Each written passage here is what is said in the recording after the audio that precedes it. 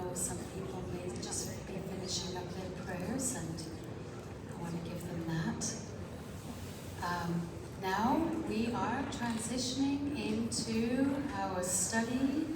Where are we on the prophetic time clock or timeline? Come on up, Vic. Get your Bibles ready, because he's got some scripture verses to be able to share with us too. So we welcome you, Vic, this morning, and thank you.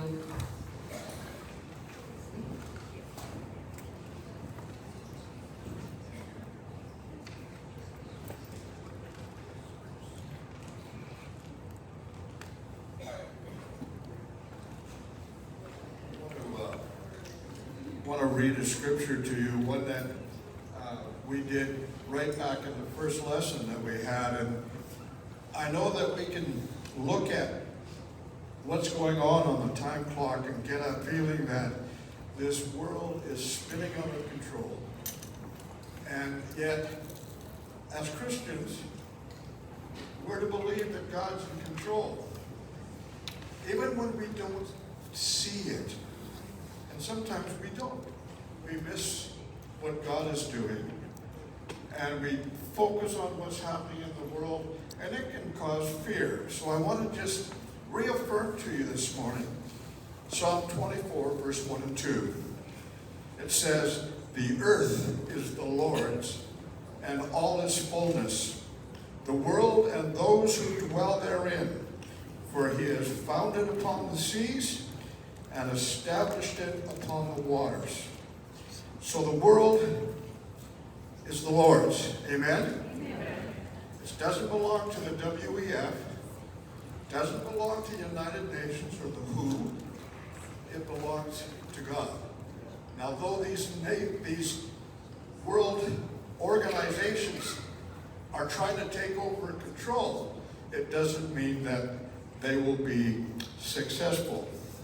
Now, I'm sure all of you have heard the fact that the Iranian president and foreign ministers was killed in a helicopter accident. And it has caused a lot of speculation on what it is going to mean for Israel. There's some that say and have put the blame on Israel for the accident. Nothing new there. And some have said it's an act of God, and it could be, because God is in control. But what does it mean for Israel? Well, it doesn't mean a whole lot, because the president of Iran doesn't make foreign policy.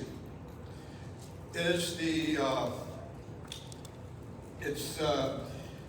Khomeini, if that's how to pronounce his name. I don't know that I'm right, but it is the radical Shiite Islamic supreme leader that is the government of Iran. And his attitude towards Israel has not changed, therefore nothing is going to change. And right now the vice president of Iran has been put as temporary president, and he's been given 50 days to establish a vote and elect another president. The president's responsibility in Iran deals with strictly domestic policy. He looks after the financial state of the country, etc. So there's not going to be much change between Iran's attitude towards Israel that many people hope would take place because of the removal of the president, who, by the way, was called the Butcher of Tehran because of his he was known to kill and slaughter his opponents when he was running for office. Some 30,000 he is claimed to have killed. But that's not the topic that I want to talk about today. If you look on your table, there's points to ponder, and the points to ponder are talking about the United Nations Sustainable Development Goals and the WHO's treaty that they are in the process of trying to promote.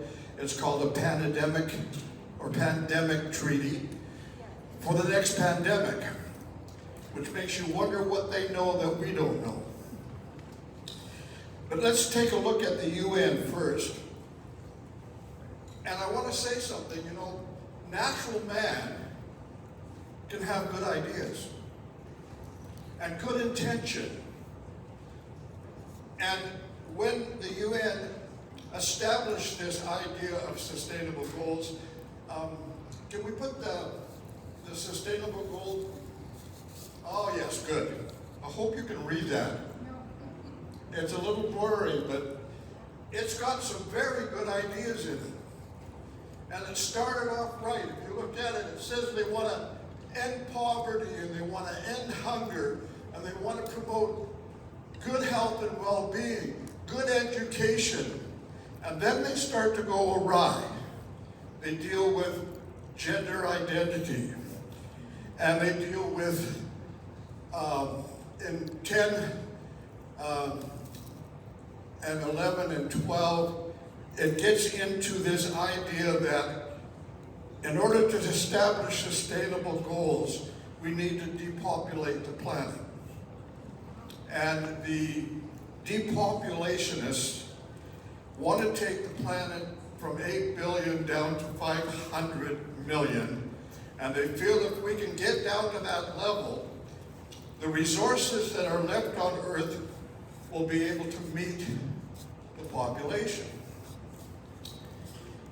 Well, back in 1992, in Rio de Janeiro, they had an Earth Summit and they came up with Agenda 21. And by 1921, they wanted to start getting these things in order and seeing it happen in the world. Well, again, they got together in 2015 and realized that they were not going to make it. And they changed the agenda to Agenda 2030. And they found out that in 2015, less than 15% of their plans was even going forward. Then again, in 2023, they had another meeting, and they came to the conclusion that this program has weaknesses in it. And these is what they said is the weak part of the program. One, it's too vague, it's complex, it's too costly to implement, and then finally they came up with another conclusion that they have a lack of effective leadership that is coordinating this path. I found it interesting that they focused on the fact of ineffective leadership, because you may not know this, but Prime Minister Justin Trudeau is the chairperson of the United Nations Sustainable Development Goals. I just thought that was really interesting, but I want you to see that the intention was good, but you see the natural man is born in sin. And without God, even his good intentions can go sour. I want to take a look at the WHO. And like the WHO is under the umbrella of the United Nations. And if you go to their site, you'll get this definition. And I read it, and two things really stuck out with me. One, I didn't realize how big of an organization the WHO is. Does anybody know? Okay, the WHO is the World Health Organization. Here's what they say, if you go into the net and go to their site.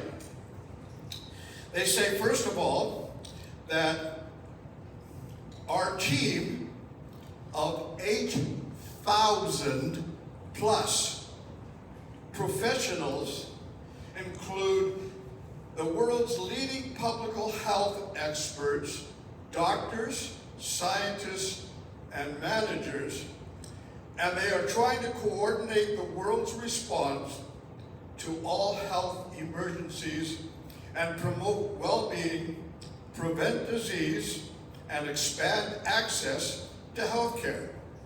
Now, those are good things. There's nothing wrong with what they hope to do. And when you read their constitution, I noticed a few things in their constitution that really stuck out. When they first put together the idea, there is a little phrase that they use about the nations and the relationship with the WHO. It says that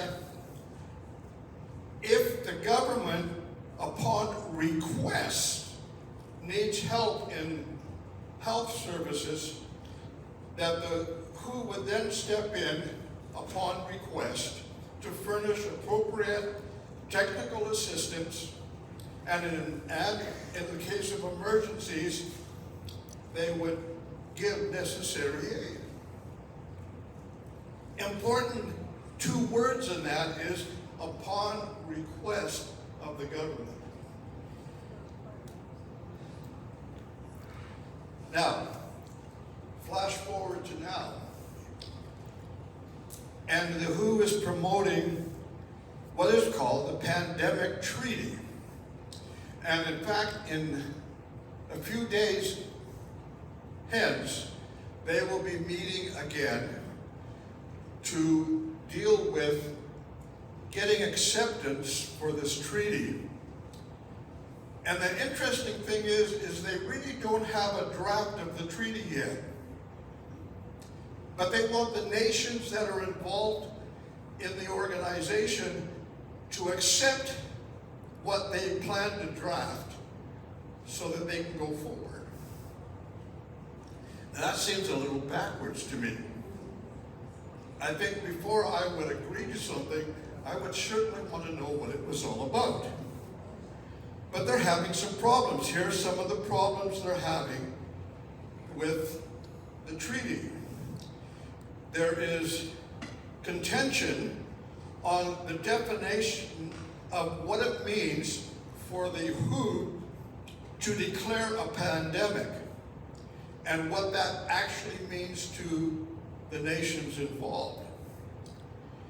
They also have contention on key international principles that will guide the treaty, such as what are the human rights? What about the sovereignty of the nations? What about equity, solidarity? What about transparency and accountability? And then, of course, a big problem is, how is this going to be financed? And one of the problems that the WHO says they're having is that wealthy nations tend to hoard the resources from the poorer nations. And they said that's what sort of happened in COVID. They said that nations like Canada and United States and Europe had plenty of vaccines, but some of the countries in Africa and in some of the other poorer countries did not have enough. And that these wealthy nations didn't want to give up what they had. You see, natural man without God has a sin problem. And greed is one of them. And so, while the idea is good, I mean, it would be good for us to have something in place where the nations, all the nations, shared the wealth of products, shared the wealth of knowledge from scientific development and the knowledge of our doctors with all nations. That makes sense. But the problem is that it doesn't work. For without God, it doesn't work. And what is happening with the World Health Organization is they're going from, at the request of governments, to dictating what governments will do.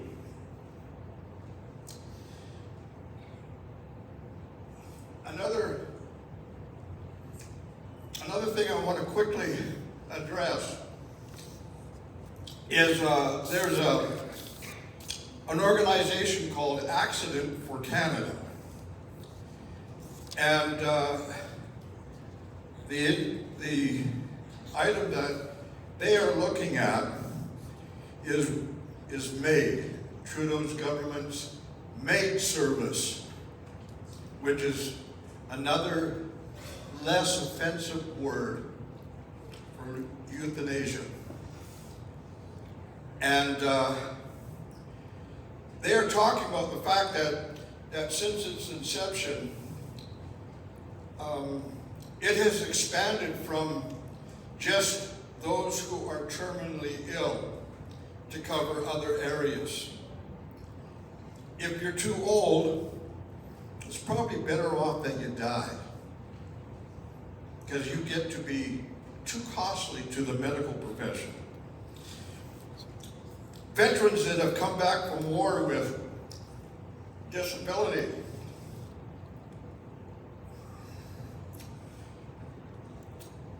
because they have sustained severe injuries, it's probably better that they die. And bit by bit, they are trying to expand it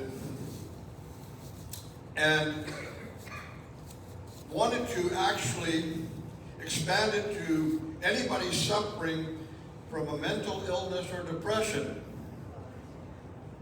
They would be offered the MAID service because it would be better for them to be out of life than to suffer with that depression or suffer with a disability. However, thankfully, although they wanted to schedule that for March 17th of this year, it was delayed, and it's now been put off to 2027. Now, the reason behind this move towards euthanasia has very little to do with science and an awful lot to do with money.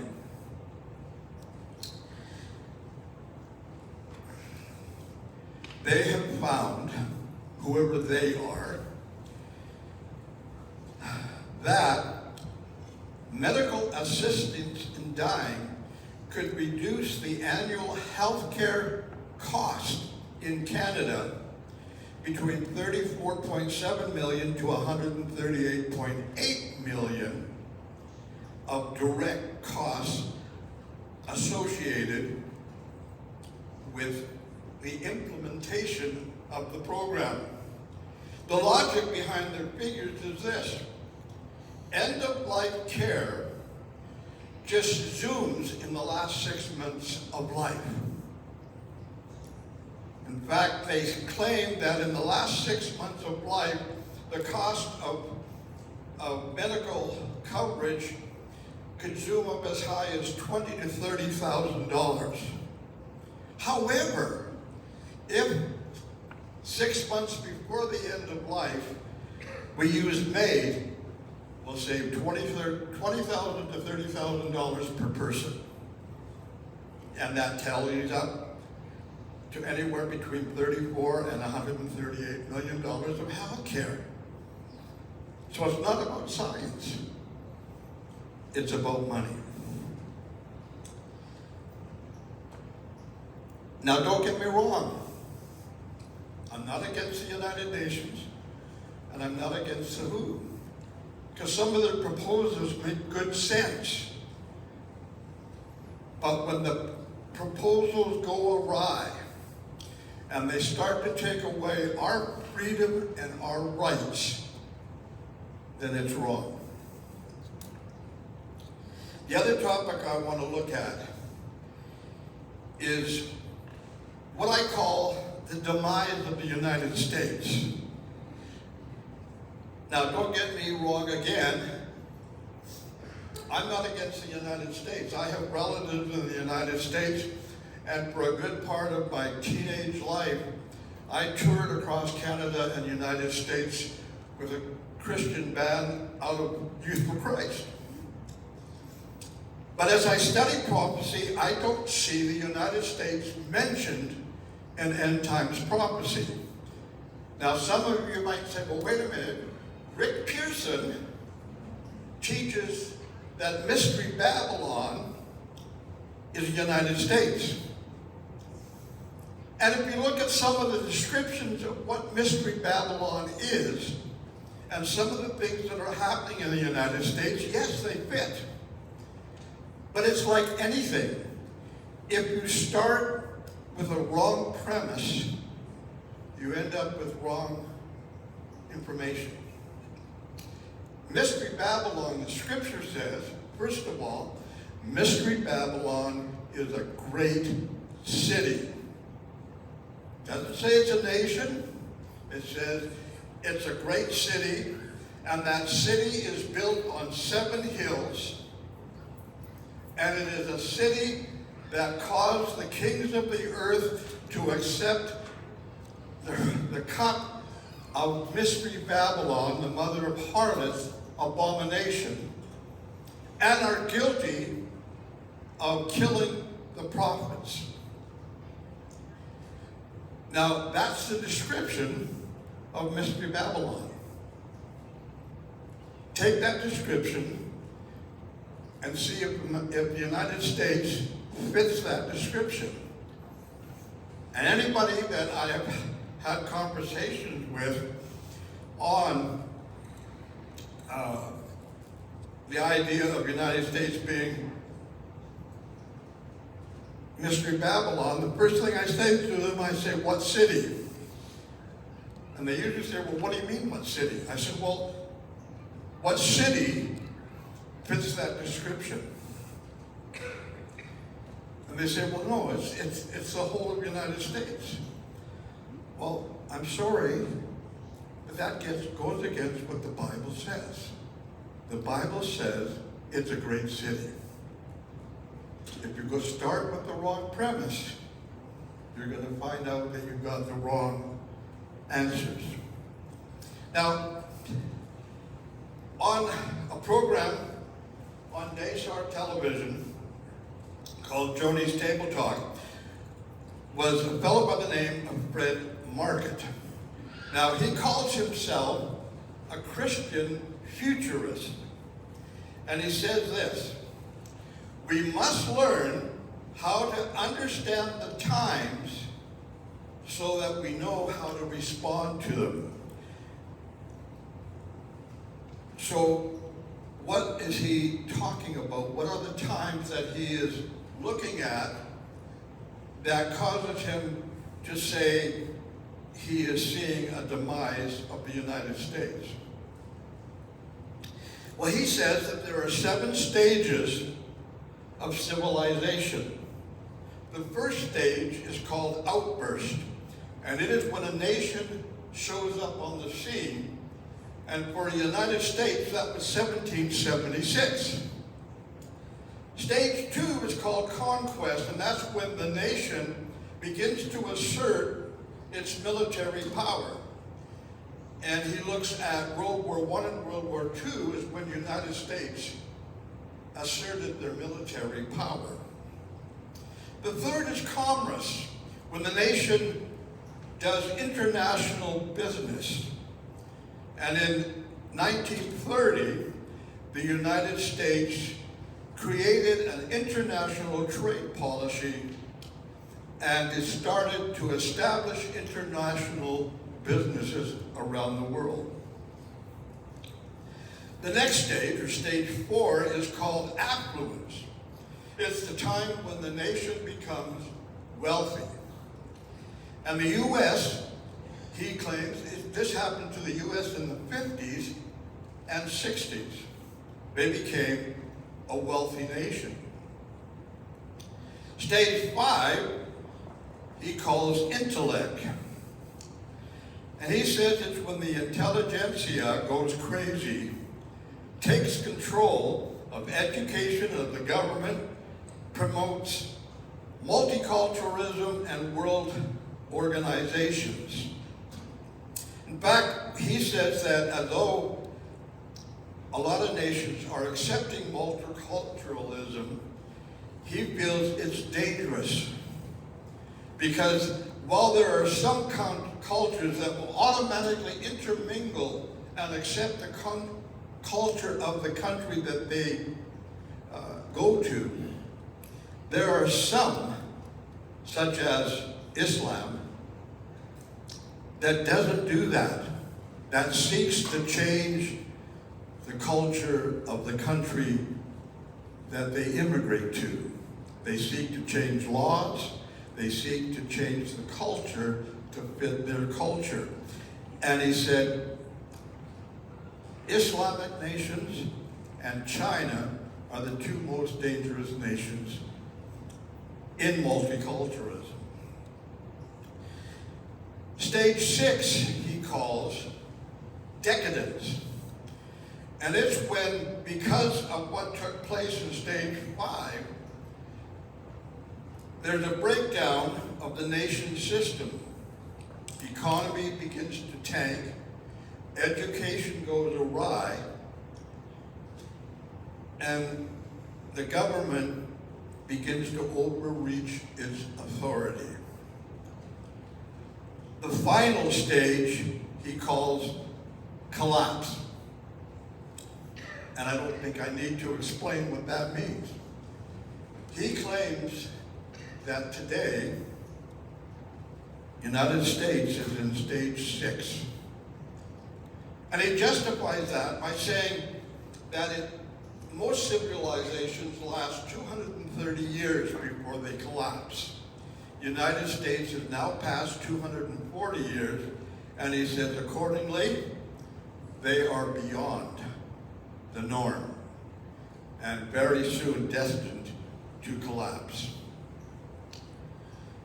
Now, most of us were taught, and there is truth to it, is that the United States was founded on Christian principles. And that's true. If you go back to the Plymouth Rock, it was Christians fleeing from persecution that came to the New World. However, if you go to Jonestown, different picture. Jonestown, where occultists and Freemasonry, who were fleeing Europe for the same reason. So if we accept, and I accept that the United States was built on Christian principles, and we should thank that nation because they were the missionary nation of the world. They spread the gospel to more countries in the world than any other nation. And there is a lot of Christians in the United States. But what I would like to show you is this question. It's an answer to this question. If the United States is so Christian in its foundation, why is there so much Illuminati and Freemason and satanic symbology in Washington, D.C.? Ray, can we put up the dollar bill, the seal? I don't know if any of you have American money on you, but this seal is on the American dollar.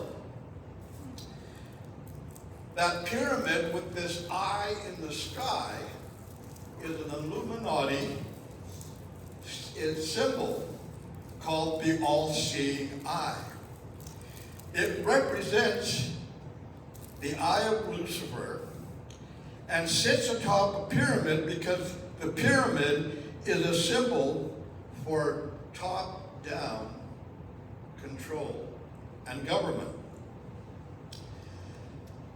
There's two phrases on that seal. One is called Annuit Ciopatis, which has the meaning of our enterprise is crowned with success. Underneath, it has Novus Ordo Securium, which is translated as a new order of the ages. Put this together, and this is the message that this symbol is saying. Our new world order is crowned with success. Also involved in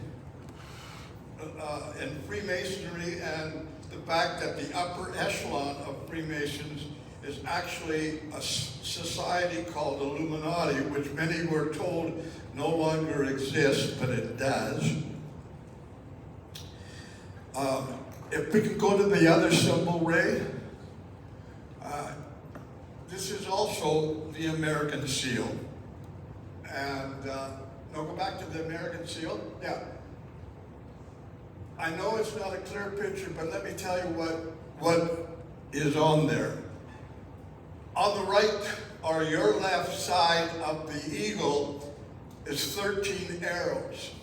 On the left side is 13 leaves on the olive branch.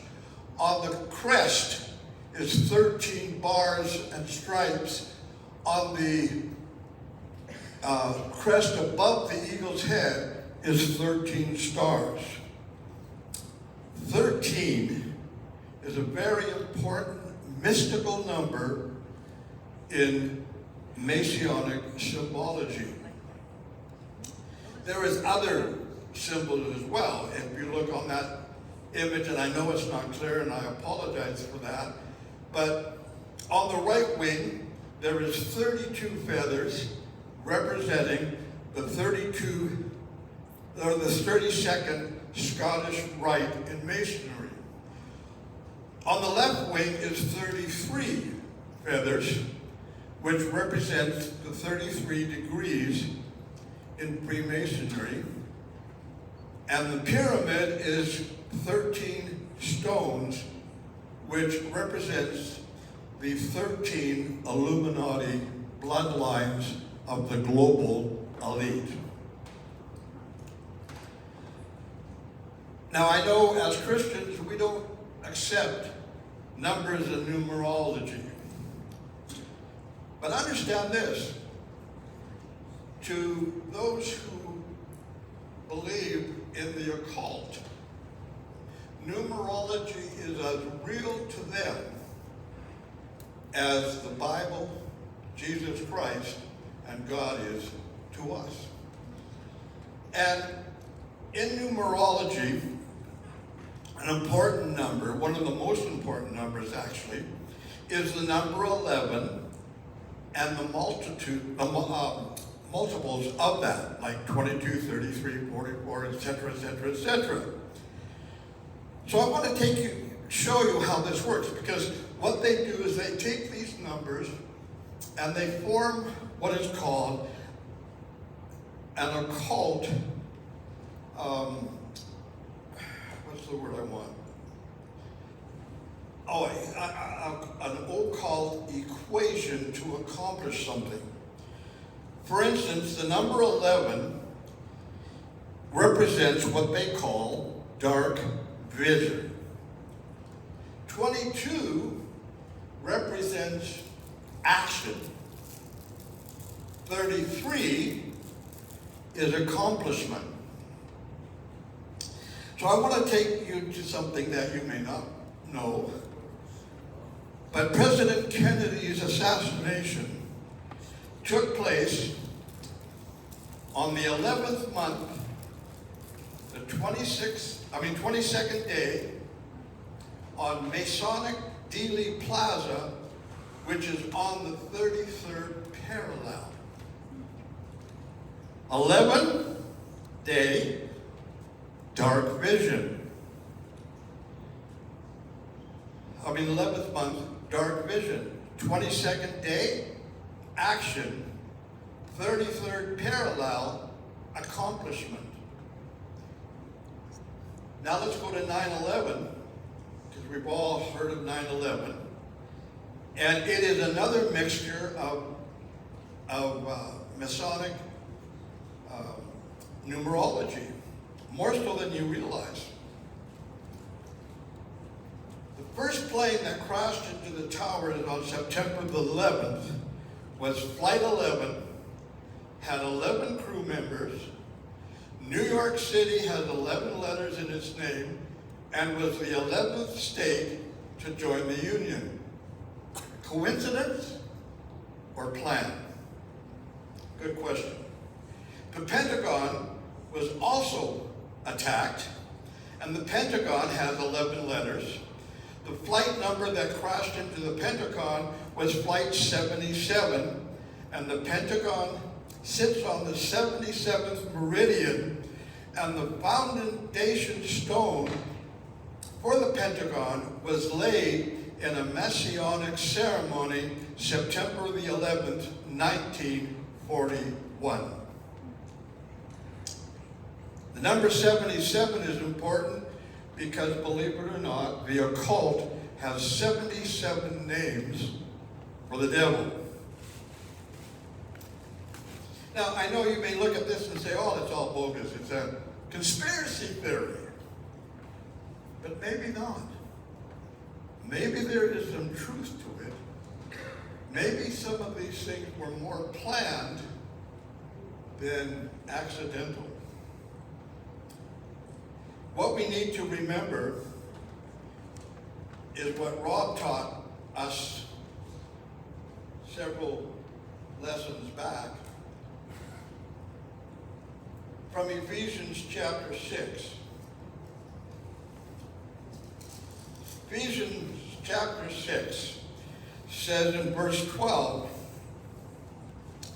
"For we do not wrestle against principalities, against powers, against rulers of the darkness of this age, but against spiritual hosts of wickedness in heavenly places." Satan is the prince of the air, and he knows his time is short. I want to take a look at one more thing, or a few more things actually, that may shock you. Can you put up the street map of Washington, D.C.?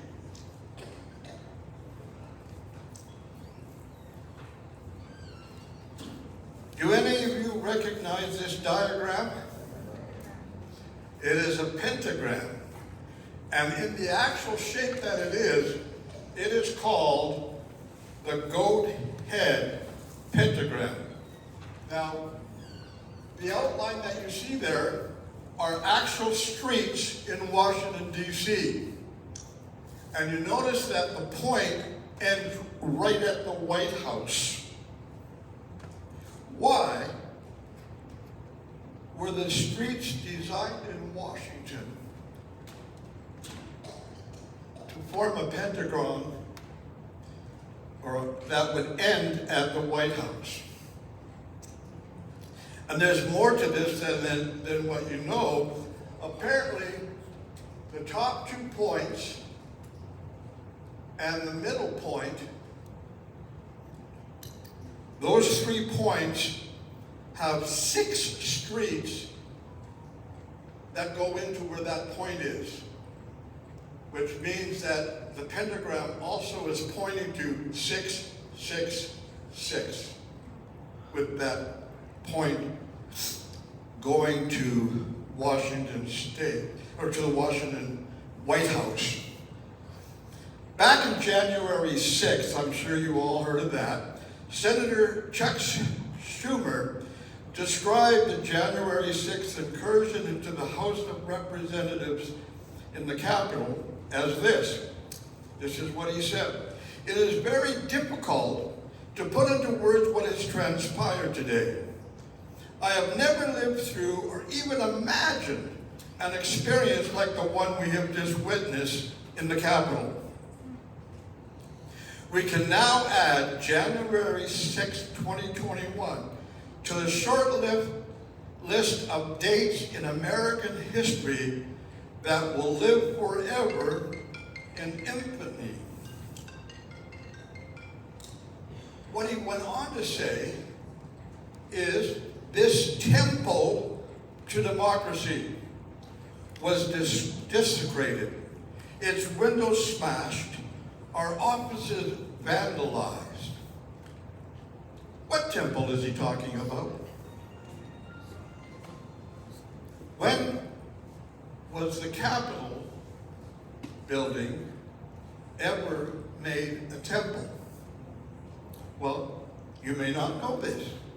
I didn't know this until I did some research. In a book by William Henry and Mark Gray called Freedom's Gate, Lost Symbols in the U.S. Capitol, it states that the designers of Washington, D.C., when building the Capitol, oriented it to the sun and made its alignment and encoded numerology, made it clear that the builders viewed the Capitol as a solar temple. On top of this Capitol building is a statue called the Statue of Freedom. It's a bronze figure that wears a military helmet, holds a sword, a laurel wreath, and a shield. Now, what is interesting about this statue is you would think if it was a statue of freedom for the United States, since the Capitol building is on the east, that the statue would face west to look all over the United States. It doesn't. The statue faces east in an angle that it actually faces Egypt. And what you may not know is that statue was patterned after the goddess Isis. And that the helmet that she wears and the sword is associated with Minerva or Bellona, which is the Roman goddess of war. So why is there a statue on top of the building based on Egyptian and Roman goddesses of war? On the Capitol, in what is called the Temple of Justice and Faith, which are the Capitol's east and west porticos, there is two statues. One statue is called the God of Peace. However, it is the statue of Mars, the god of war. And the other statue is the goddess of agriculture. Inside the Capitol building, and I've been inside the Capitol building, the rotunda, the ceiling of the rotunda is painted with a painting called The Apotheosis of George Washington. It depicts him becoming a god. He is dressed in purple, a royal color. He is sitting in the clouds with a rainbow arch at his feet.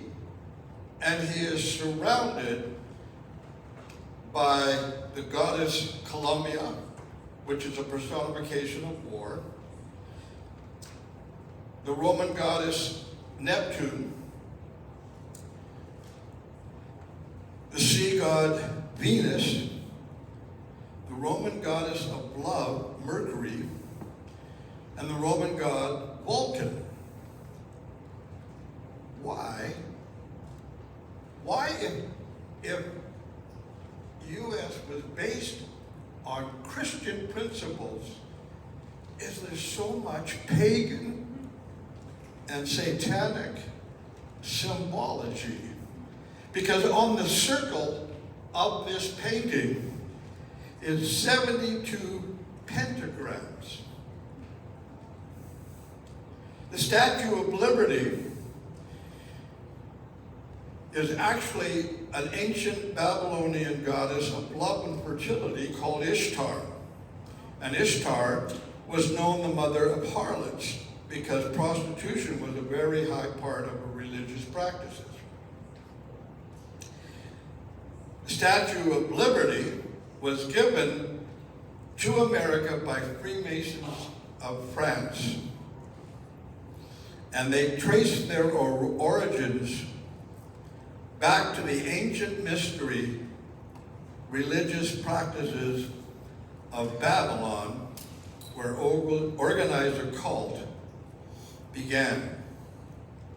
And if the truth is be told, as much as it is called the Statue of Liberty, it is an ancient idol.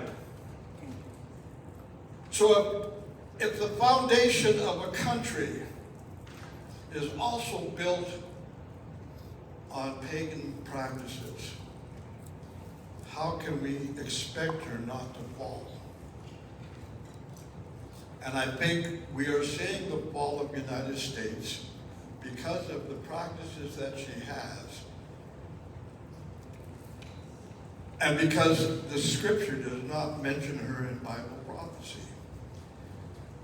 I believe the United States needs to be moved off the map as the policeman of the world. And I think the European Union will take its place, because I'm one who believes that Antichrist's kingdom, according to Daniel chapter 7, is a revival of the Roman Empire. And the European Union right now, although it's way more than the 10 nations that Daniel talks about, the European Union fits the geographical area of Daniel chapter 7 and Daniel chapter 2. And when we get to look at what's happening in Israel, we will look at Daniel 2 and Daniel 7 and Daniel 9 and how it relates to end times prophecy, because I believe that the book of Daniel needs to be read with the book of Revelation, because the book of Revelation is God's future to us, the church, and the nations. And the book of Daniel is the revelation of the end times to the Jews. Next week, we're going to take a look at where are we, the church, on God's prophecy clock.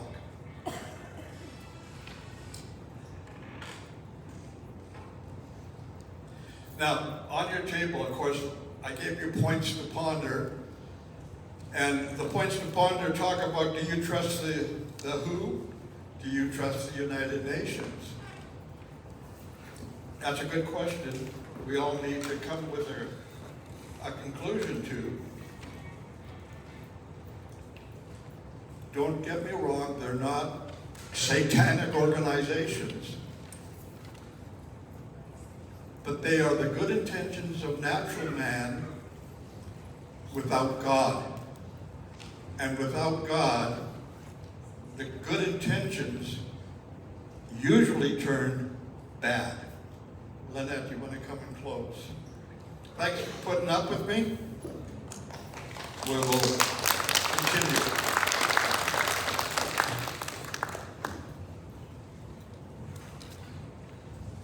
Thank you, Vic, so much.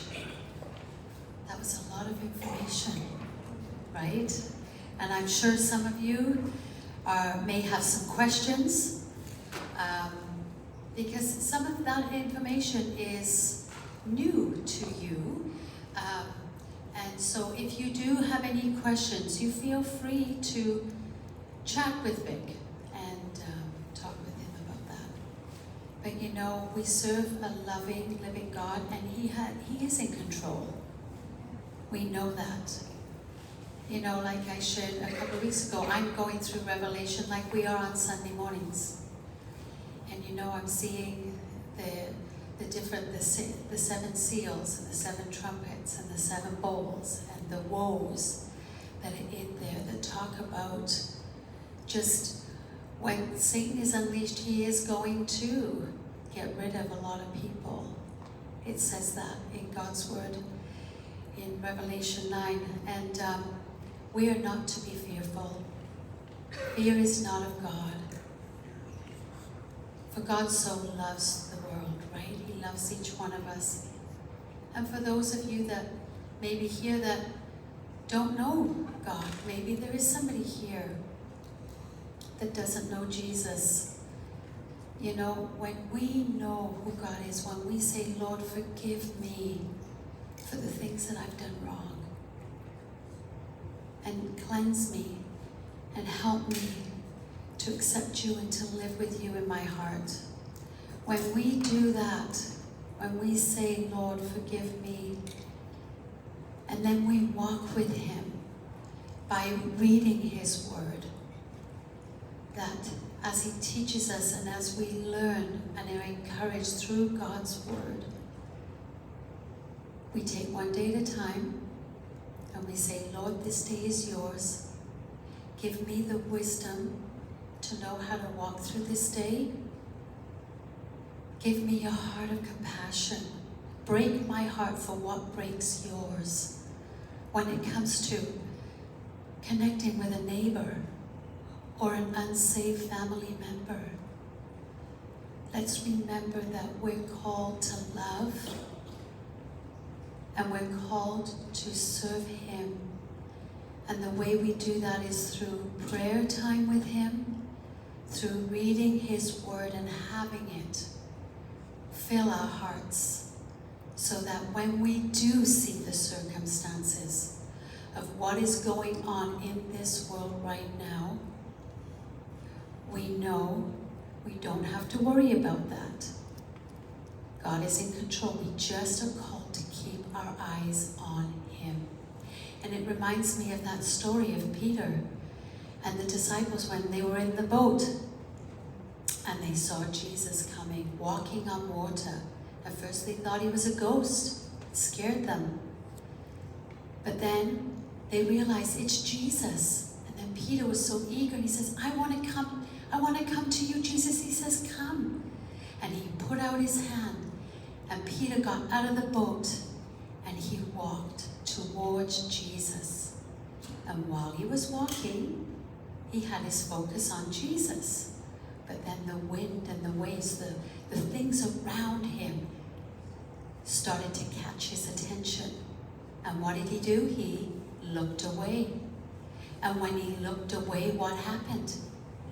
He started to sink. Now, did Jesus' hand do this? Or did it still do this? And it reached down and he pulled up Peter. That's the God we love and serve. And Jesus will help us. He is in control. And I just want to encourage each one of you, keep your eyes focused on him through his word. And you know, when we hide God's word in our heart, you know, it brings that comfort to us. And it strengthens our faith. And it helps us to continue doing what he's called us to do. Because his will is to be done in our life today, on earth as it is in heaven, right? And we pray the Lord's Prayer.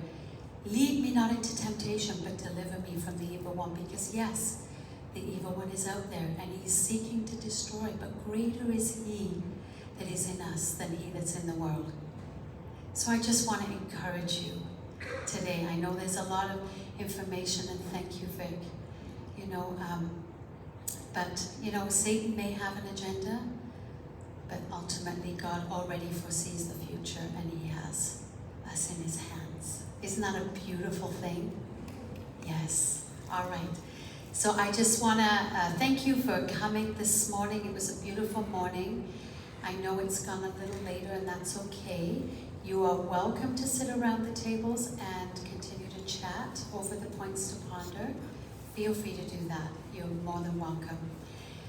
But I will close off this section because I know there are people that probably need to leave. So let's close in prayer together, and let's pray. Lord Jesus, we thank you.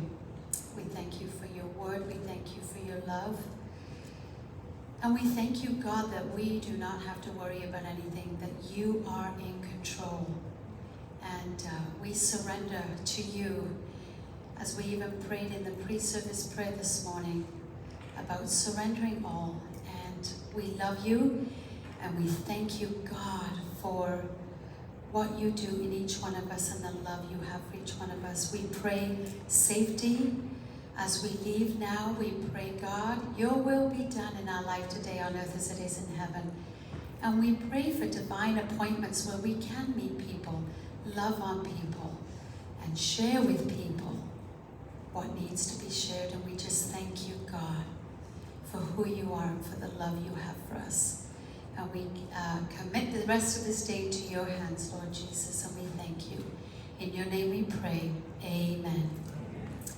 All right, I wish you a wonderful week, and next week will be session 4 on the continuation of where we are on the prophetic time clock or timeline. Okay, so we welcome you back next Tuesday. Have a great week, everybody.